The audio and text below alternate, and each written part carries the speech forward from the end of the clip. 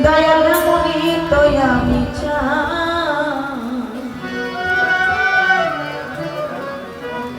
দিব একা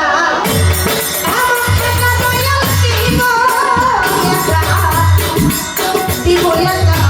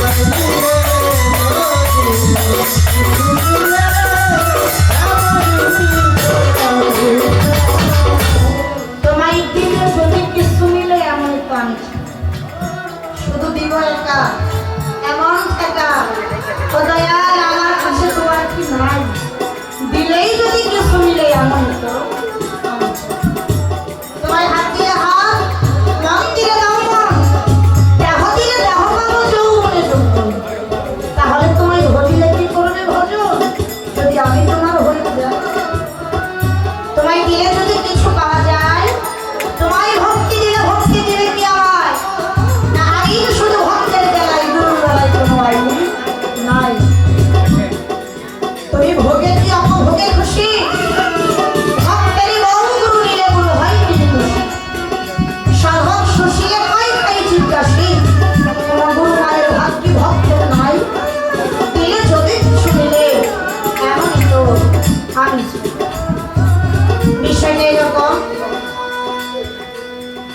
গানের শেষে যে বলা হয়েছে বুড়ো মায়ের ভাগ কি কোনো ভক্তের নাই?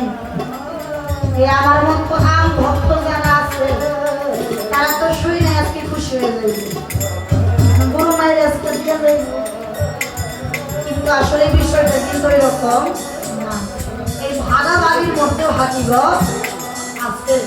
যে গানটা করলাম, আমার দাদা ওনার হলো বাবা, আগে গাইছি ওনার মামা, এখন চাইলাম ওনার বাবা। এই গানের ভিতরে কিছু হাকিগত আলাপ আলোচনা আছে।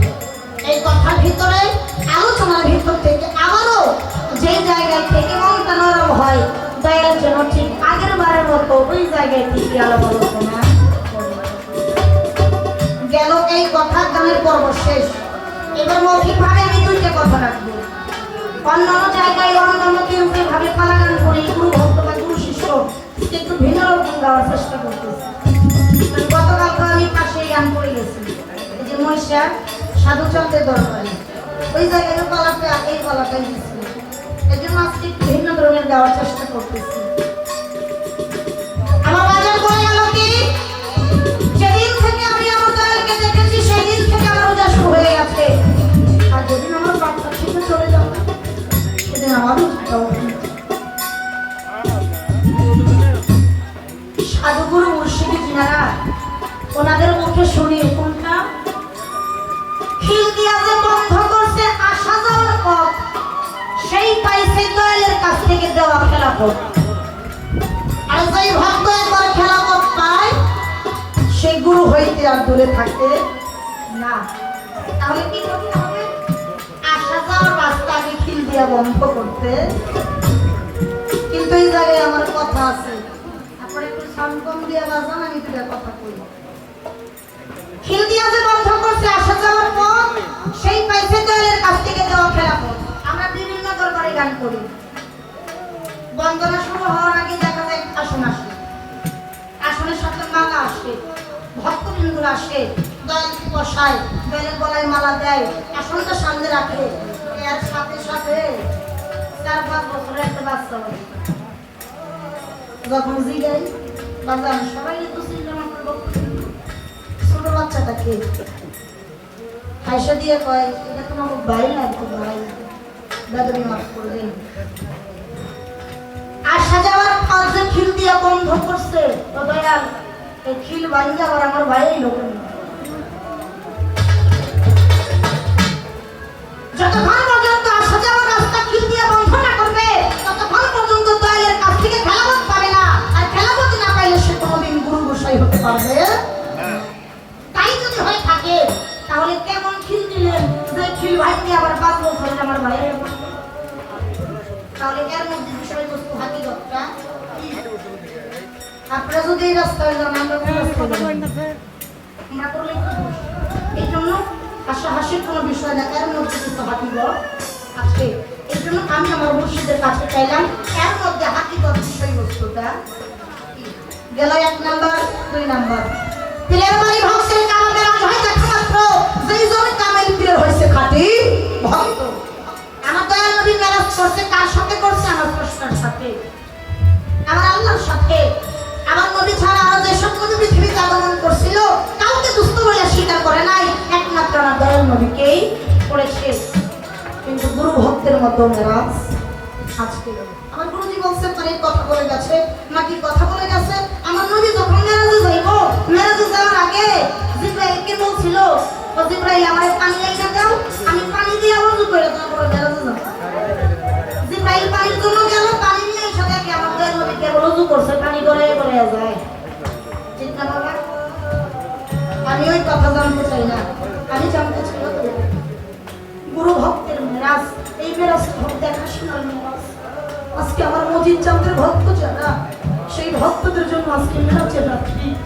তাদের মন চাই আমার মজিদ চাঁদের সাথে মেরাজ। মেরাজ যদি দেখাশোনা হয়, আমার মজিদ চাঁদ আজকে চন্দ্রচক্র আড়ালে চলে গেছে, তাহলে আমার মজিদ চাঁদের ভক্ত তাদের মেরাজটা হবে আজকে কোন কৌশলে, কাদের সাথে? এই বিষয়বস্তুটা কি মেরাজও আছে, নামাজও আছে, কিন্তু এই নামাজে কোনো সিজদা নাই। আমার একটু জানার বিষয়, এই নামাজে সিজদা না থাকার কারণ কি?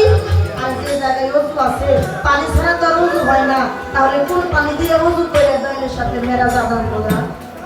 এই দুইটা কথা আর আমার গানের ভিতরে কিছু কথা, এই কথাগুলো আমার একটু আলোচনা রয়ে গেল। ধন্যবাদ। এই পর্যন্ত এই কথা।